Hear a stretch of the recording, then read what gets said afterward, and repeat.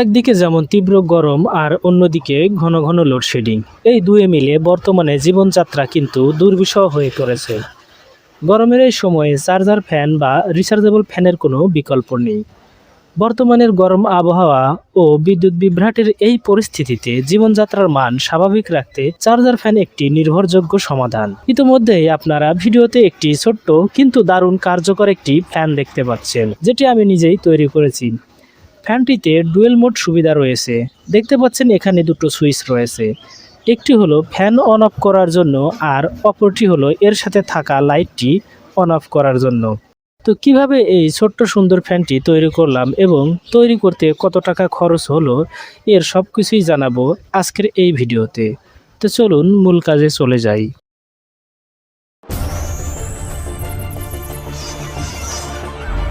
ফ্যানটি তৈরি করার জন্য যে যে মালামাল প্রয়োজন হবে তার সবগুলোই প্রায় আপনারা স্ক্রিনে দেখতে পাচ্ছেন। ফ্যানের কাঠামো তৈরি করার জন্য এখানে রয়েছে একটি প্লাস্টিকের বডি, এরপর রয়েছে একটি 3.7 ভোল্টের মোটর। মোটরের সাথে লাগানোর জন্য রয়েছে একটি প্রপেলার, রয়েছে দুটি সুইচ। এর মধ্যে একটি ব্যবহার করব ফ্যানটি অন অফ করার জন্য আর অপরটি ব্যবহার করব ফ্যানের সামনে থাকা লাইটটি অন অফ করার কাজে। এছাড়াও রয়েছে একটি 3.7 ভোল্টের ব্যাটারি চার্জ করার জন্য একটি চার্জিং মডিউল, যা অটোকাট সিস্টেম সমৃদ্ধ। আর সবশেষে রয়েছে কিছু তার ও একটি স্ক্রু। এবার ফ্যানের মেইন বডিটি খুলে দেখা যাক ভেতরে আর কি কি আছে। এই অংশটি থাকবে পেছনে, যেটার সাথে মোটর ফিটিং থাকবে। আর এটা হলো নিচের অংশ, এর ভেতরে ব্যাটারি সহ অন্যান্য কম্পোনেন্টগুলো থাকবে। ভেতরে আরও কয়েকটি জিনিস পেলাম। এটি হলো লাইটের সামনের অংশ, যেটার সাহায্যে লাইটটি ঢাকা থাকবে। এটা মূলত এখানে লাগাতে হবে। এটি সৌন্দর্য বর্ধনেও কাজ করে থাকে। দেখতে পাচ্ছি এখানে আরও দুটো জিনিস রয়েছে। একটি হলো চার্জিং পিন ও অপরটি হলো চার্জিং পিনটি বডির সাথে সেট করে নেওয়ার জন্য সকেট। সবশেষে দেখতে পাচ্ছেন একটি লিথিয়াম ব্যাটারি, যেটা 3.7 ভোল্টের আর এটা 7000 mAh ক্ষমতা সম্পন্ন একটি ব্যাটারি। ব্যাটারির উপরেই ডিপেন্ড করে মূলত ফ্যানটি কত সময় ব্যাকআপ দেবে। ব্যাটারি বেশি হলে ব্যাকআপ টাইমও বেশি পাওয়া যাবে। আমি আপাতত এই একটি ব্যাটারি দিয়েই ফ্যানটি তৈরি করে দেখাবো। এখন আমি সুইচগুলো এক এক করে যথাস্থানে বসিয়ে দেব। দেখতে পাচ্ছেন আপনারা, আমি সুইচগুলো বসিয়ে নিলাম। এখানে একটি হলো ফ্যান অন অফ করার জন্য আর অপর সুইচটি হলো ফ্যানের সাথে থাকা লাইটটি অন অফ করার জন্য। এখন দেখতে পাচ্ছেন আমি চার্জিং সকেটের সাথে পোলারিটি হিসেব করে দুটো কেবল লাগিয়ে নিয়েছি। যথারীতি পজিটিভে লাল কেবল ও নেগেটিভে কালো কেবল লাগিয়েছি। এবার মাইক্রো ইউএসবি এই চার্জিং পিনটি এই সকেটের সাথে ভালো করে সেট করে নেব। সেট করা শেষে সকেটটি কভারের এই অংশের ভেতর দিয়ে ঢুকে দিয়ে ভালো করে এটার সাথে সেট করে নেব। এবার এই চার্জিং সকেটের সাথে এই চার্জিং মডিউলটি কানেক্ট করে নেব। চার্জিং সকেটের ইনপুটের পজিটিভ টার্মিনালের সাথে লাল কেবল যুক্ত করব আর অপর কালো কেবলটি যুক্ত করব চার্জিং সার্কিটের নেগেটিভ ইনপুট টার্মিনালের সাথে। এবার আউটপুট টার্মিনালের সাথে দুটো তার লাগিয়ে নেব। যথারীতি পজিটিভে এই লাল তারটি লাগিয়ে নেব এবং অপর নেগেটিভ টার্মিনালের সাথে এই সবুজ তারটি লাগিয়ে নেব। এটা হবে মূলত ব্যাটারি কানেকশন, যা পরবর্তীতে ব্যাটারির সাথে যুক্ত করব। এবার সুইচ কানেকশন করার পালা। আমি প্রথমে খানিকটা তার নিয়ে সুইচের এই দুই প্রান্ত শর্ট করে নেব, কারণ এই দুইটাই হলো সুইচের ইনপুট প্রান্ত। তো বলতে বলতে দেখতে পেলেন আমি তারটি লাগিয়ে ফেললাম। এখন সুইচে লাগানো এই লাল তার ও চার্জিং সার্কিটের লাল তার দুটির প্রান্ত একত্রে জোড়া লাগিয়ে নিলাম। এই জোড়া লাগানো তার দুটির প্রান্ত এখন ব্যাটারির পজিটিভ টার্মিনালের সাথে যুক্ত করে নিতে হবে।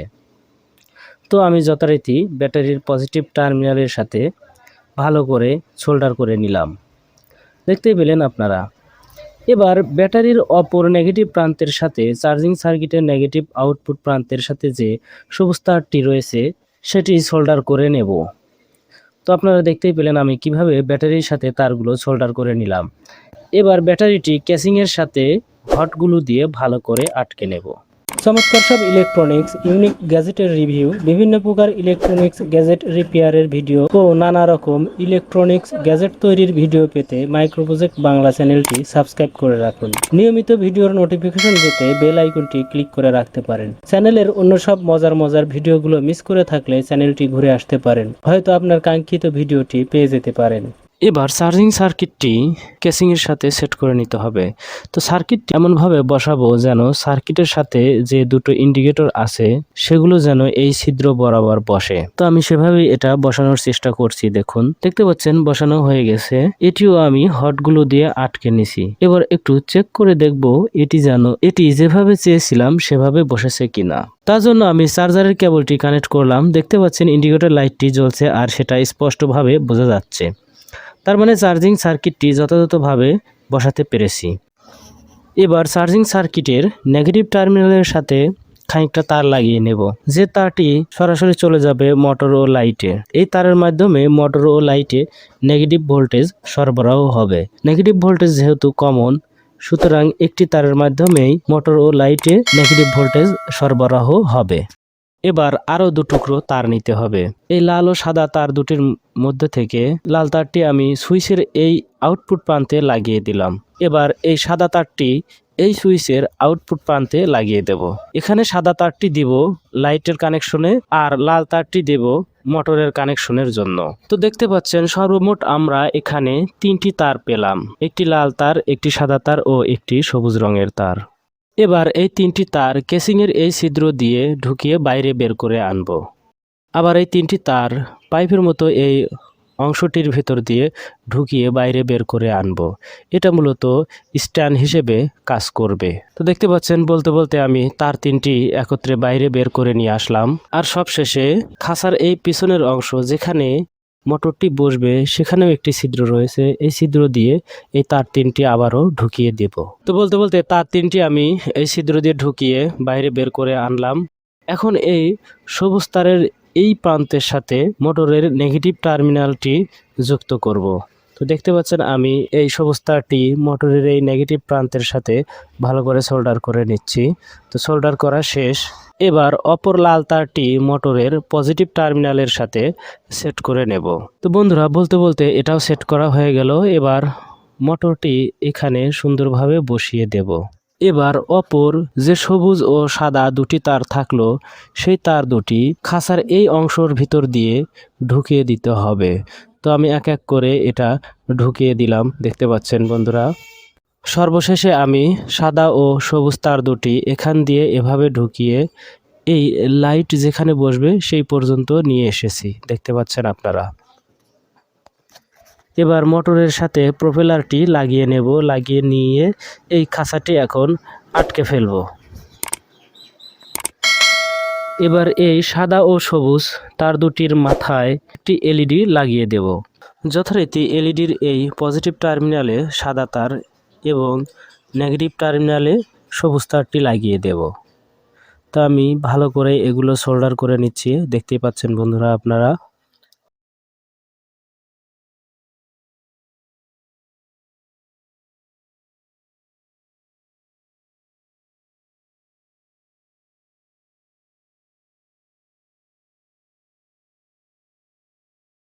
এবার এলইডিটি এখানে বসিয়ে নিতে হবে। তো তার জন্য আমি এখানে সামান্য হটগুলো ব্যবহার করব।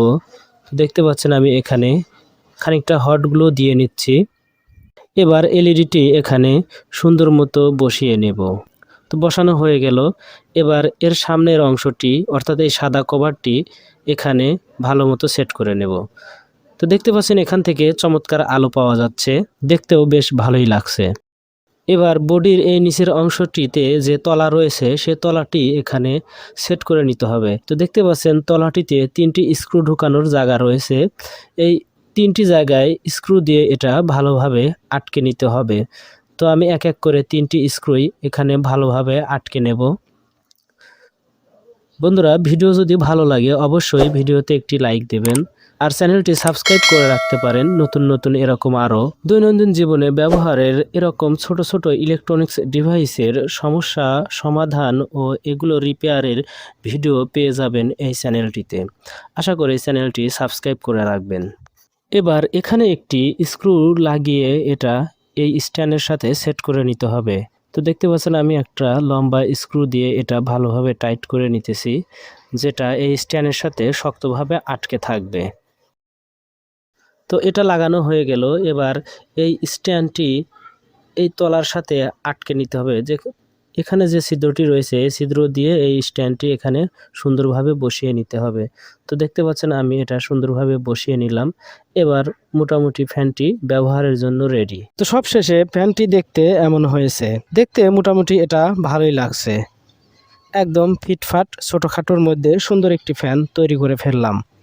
তো এবার ফ্যানটি চালিয়ে দেখার পালা। তো চলুন দেখি ফ্যানটি কেমন চলে এবং এর লাইটটিও কেমন জ্বলে। তো এবার আমি ফ্যানের সুইচটি অন করে দিলাম।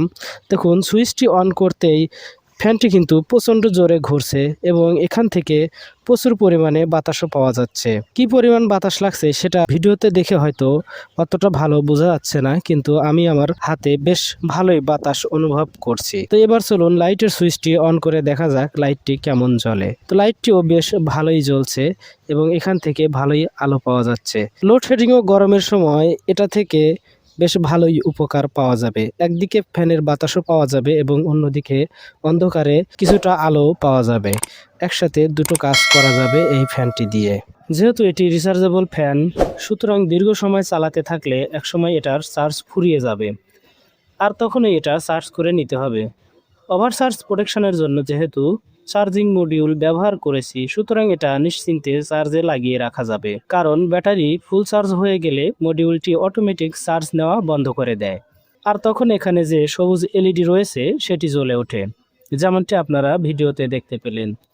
এর ফলে সহজেই বোঝা যায় যে ব্যাটারি ফুল চার্জ হয়ে গেছে। তো এতক্ষণ ধৈর্য ধরে ভিডিওটি দেখার জন্য সবাইকে ধন্যবাদ। কথা হবে অন্য কোনো একটি ভিডিওতে।